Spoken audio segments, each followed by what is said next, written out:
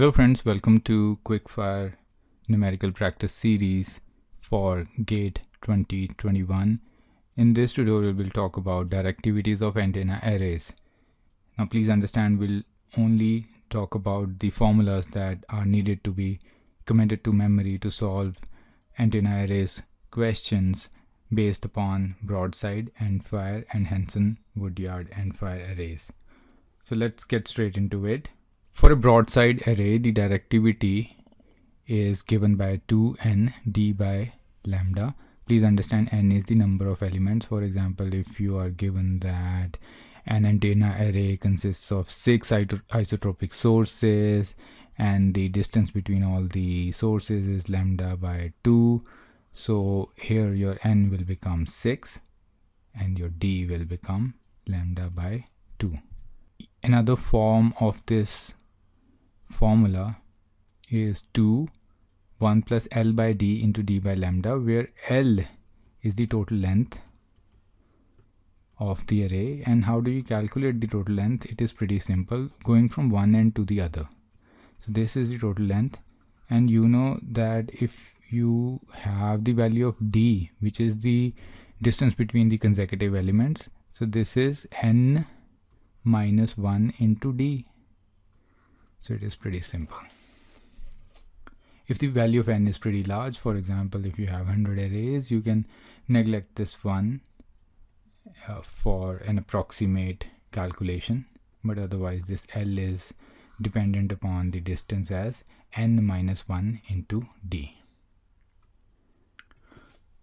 When you know the values of n and D and L, or any two of them, you can easily calculate the directivity, because for ordinary endfire array it is 4n instead of 2n, and for Henson Woodyard endfire array the directivity is 1.789 into 4n d by lambda. This is lambda, by the way. You can pause this video here and write down the formulas for directivity. These are very important and you need to commit them to your memory. And then a typical question may look something like this, that a given array of 10 isotropic elements has a separation of lambda by 4. So this is the distance between consecutive elements.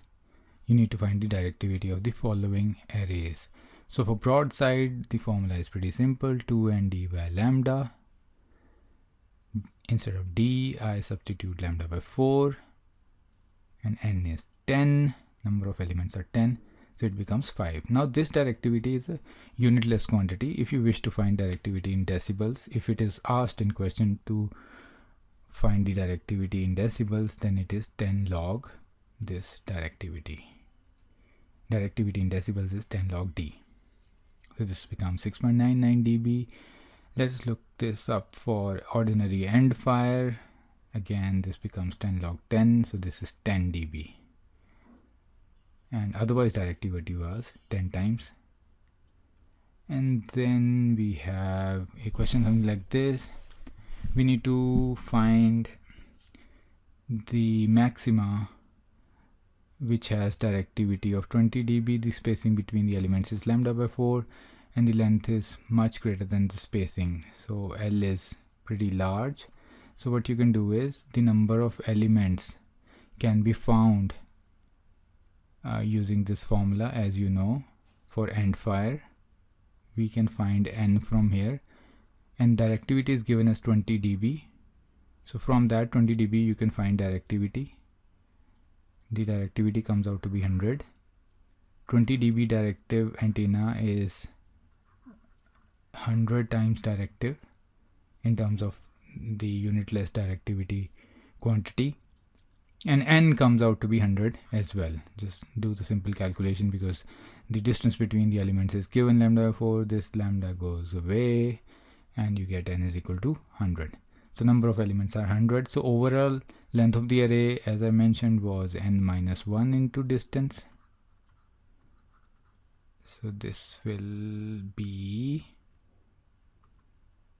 something like this, 99 by 4 lambda. Then you have half power beam width, for which you have a different set of formulas. I've written down the formulas for half power beam width, which is not in the scope of this video, but I'll try to make videos where I cover the formulas for side lobes, major lobes, and half power beam widths and full null beam widths. But for the time being, you could just note this down. This is also very important and simple, but this needs to be committed to your memory. And then the level of the side lobe as compared to main lobe is this. This depends upon array factor again, and the progressive phase shift between elements in case of end fire array is equivalent to the distance between them. So the distance was lambda by 4. If you put lambda is equal to 2 pi, because lambda is a representative of full wavelength, so lambda is a representative of 2 pi. So the distance in terms of pi becomes 2 pi by 4. So this is pi by 2, and the progressive phase shift becomes 90 degrees. And minus sign indicates that as we go from first element to the second element, we usually lag in the phase. So that's about it for today's tutorial. I hope you liked it, and if you did, give it a thumbs up, subscribe, press the bell icon, support this channel. I'll see you around. Take care. Bye bye.